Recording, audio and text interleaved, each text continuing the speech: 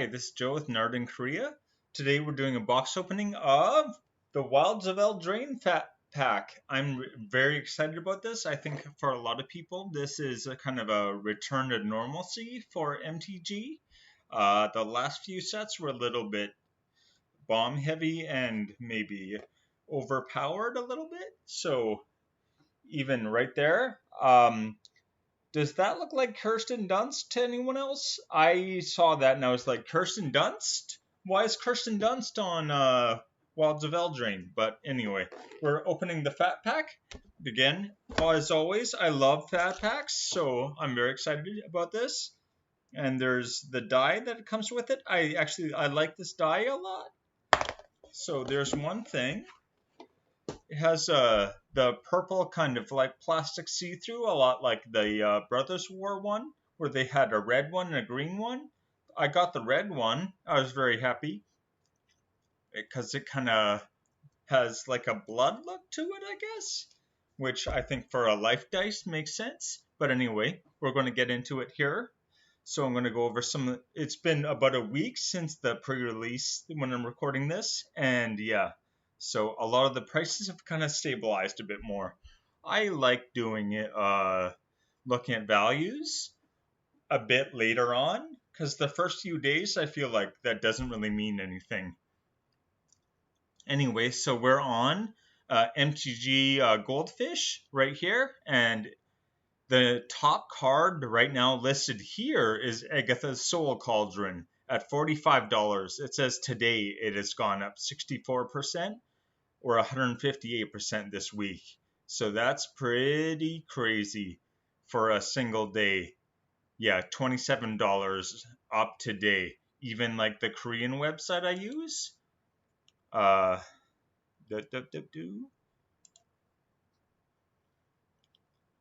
has not caught up yet.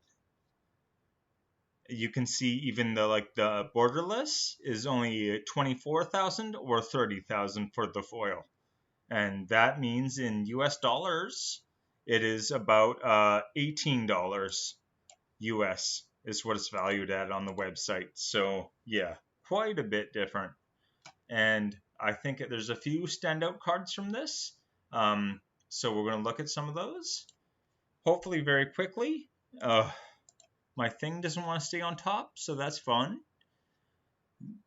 Beseech the Mirror. Very understandably, understandably, the number one card this set. Sorry. Oh. Yeah.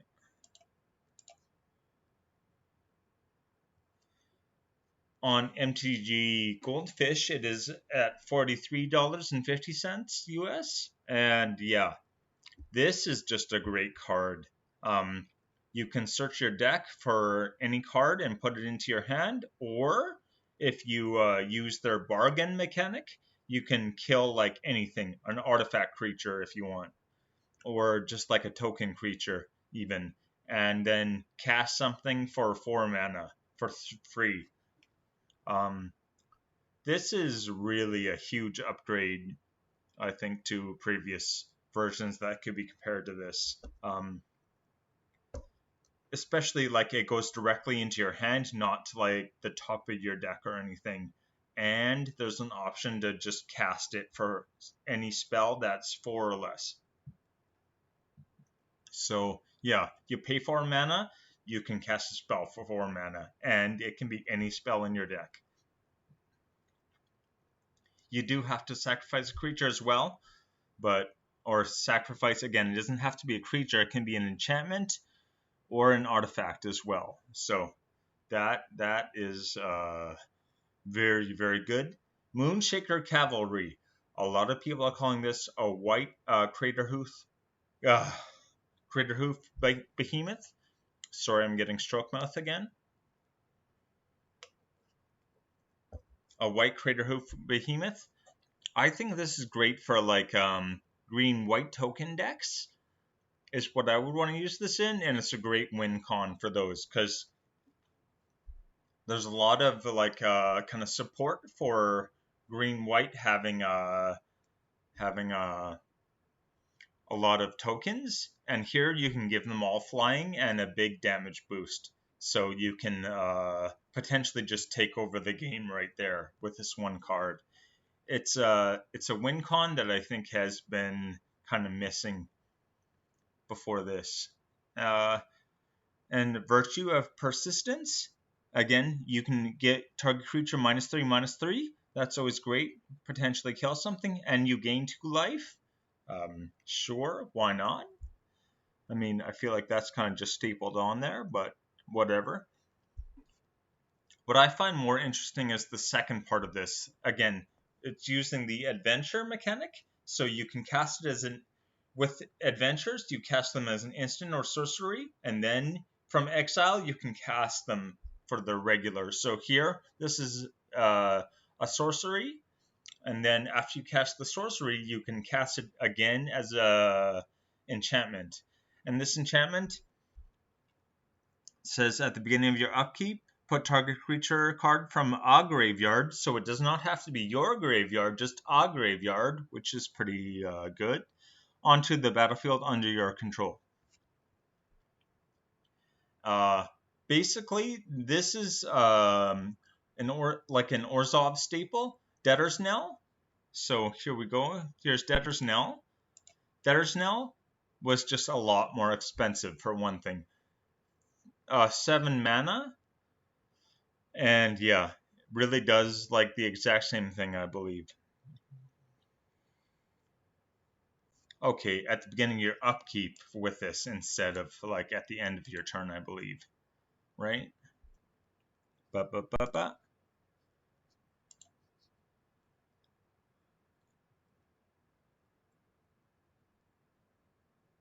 Oh no, okay, both are at the beginning of your upkeep. So yeah, pretty much like the exact same thing, just cheaper. I actually believe that I have Debtors now in my Teysa Orlov deck, so I would be very interested in putting that in. If I get this Virtue of Persistence, I know just where to put it. Virtue of Knowledge. Again, the instant attached to this is an instant enchantment again. Copy target activated ability or triggered ability you control. You may choose new targets for the copy. So this requires a bit more setup, obviously. You need some kind of triggered ability, which isn't too hard to pull off for almost any deck, I guess. I'm thinking commander decks, of course, but, you know, even regular, any kind of deck probably has some triggered abilities in there. And if a permanent entering the battlefield causes a triggered ability of a permanent you control to trigger, that ability triggers an extra time. To me, that is one of the stronger ones. You can definitely get some value out of that. And yeah, anyway, I'm going to go on. Talion the Kindly Lord is the next one that really stands out to me. So we're going to start focusing on specific cards here. And when he enters the battlefield, choose a number between 1 and 10. If anyone casts a spell that has that casting cost or power or toughness equal to that, they lose 2 life and you draw a card. So this is a card draw engine. I mean, it's in Dimir, meaning it's blue-black, so Dimir. I think if this card was not blue, it would probably be worth a crazy lot more. And it's only 524 listed here, I believe, on the website there. Yeah, $10 or 10,001. So about I think 750 US dollars to be 750. It's listed on the one website. So yeah, the prices are still kind of bouncing all over the place for this, but yeah. And one card I actually saw this weekend and was quite excited about. Okay, I'm going to come back to that one, but Hilda of the Icy Crown. This is listed at $2 US right now. On here, it's actually $10. It's $7.50 on the other website, and I think this is maybe one of the strongest cards in the set. The real hitch here is that you have to pay 1 to activate her ability. So that is a bit of that slows you down a bit, definitely. But anyway, so whenever you tap an untapped creature an opponent controls, you may pay 1. When you do choose 1, having options is always amazing. It really doesn't matter what format you're playing. Having a bunch of options is really, really good. Create a 4/4 blue and white elemental creature token. Put a +1/+1 counter on each creature you control. Scry 2, then draw a card. I mean, card draw engines seem to be very popular in this set, and everyone likes to draw cards. So this also Hilda of the Icy Crown. Of course, her crown. Where is that now?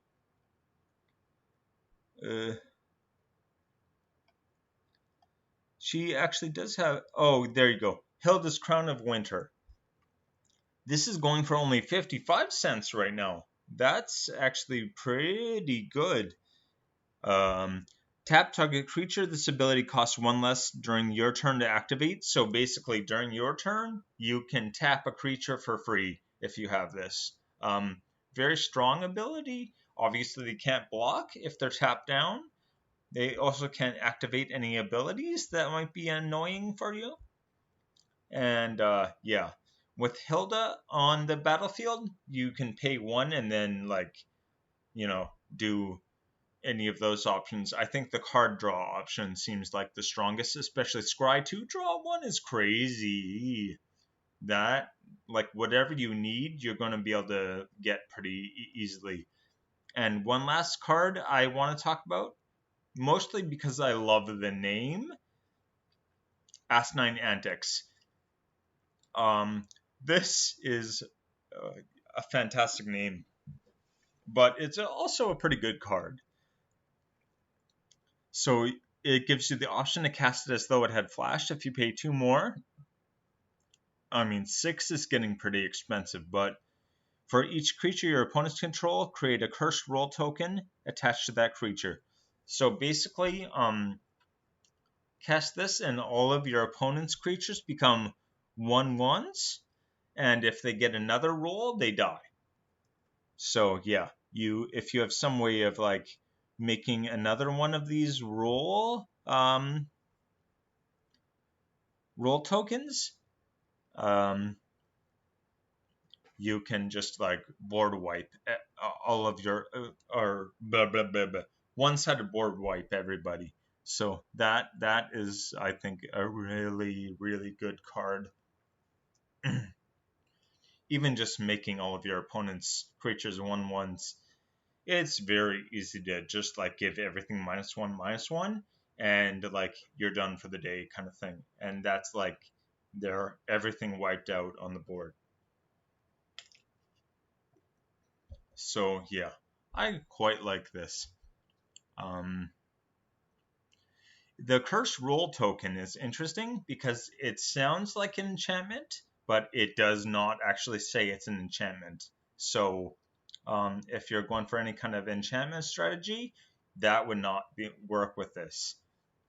So again, just Asinine Antics. Love the name. The name is so good.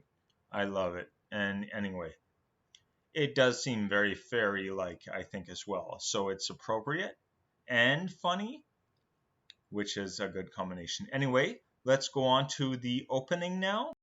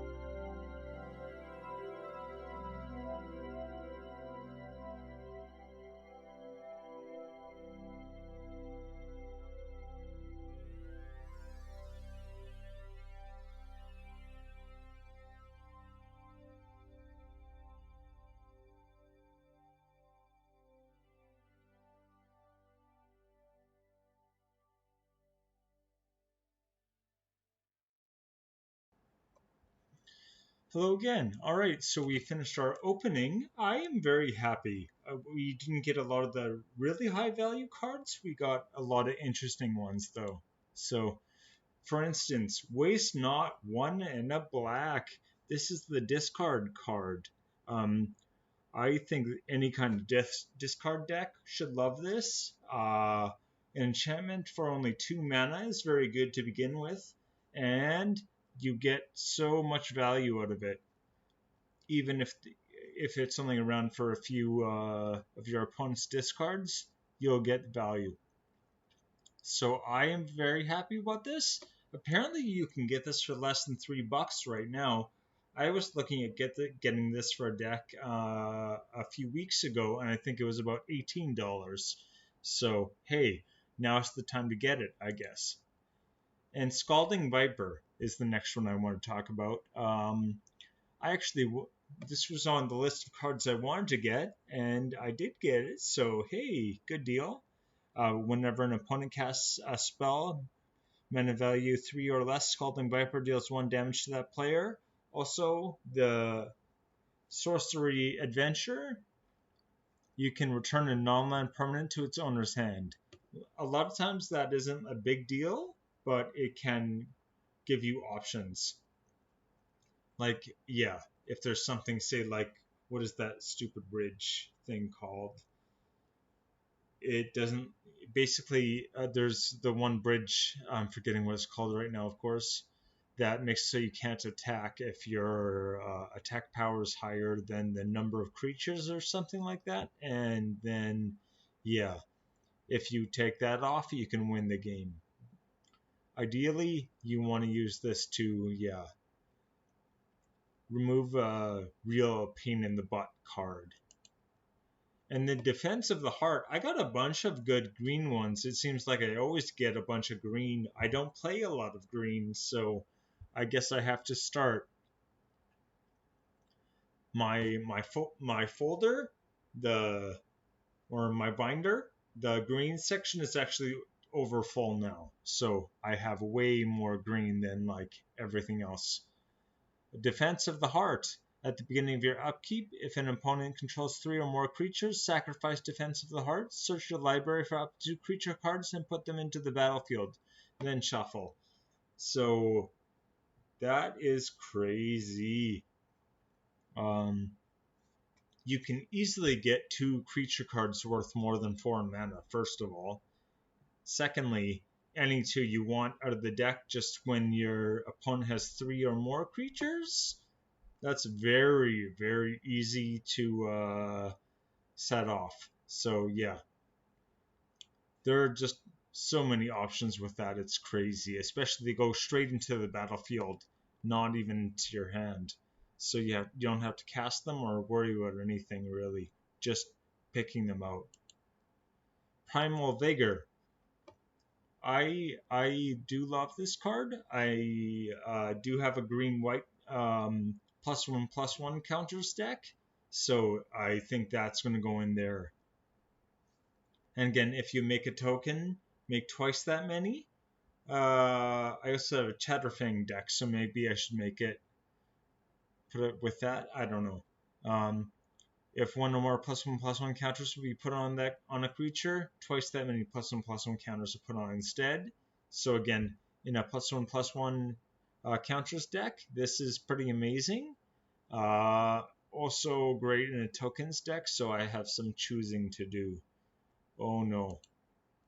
Unnatural Growth. I really like this card.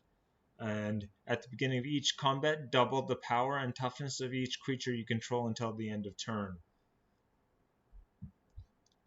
Basically just helps you with that win con. Getting lots of getting lots of damage in, and this was actually only like 1,001 for the, which is about 75 cents for this copy of it, and all the other ones were like $5. So if you're looking to get that, now is probably the time. I still think that looks like Kirsten Dunst. I don't know. Yeah, I don't know. Maybe that's just me, but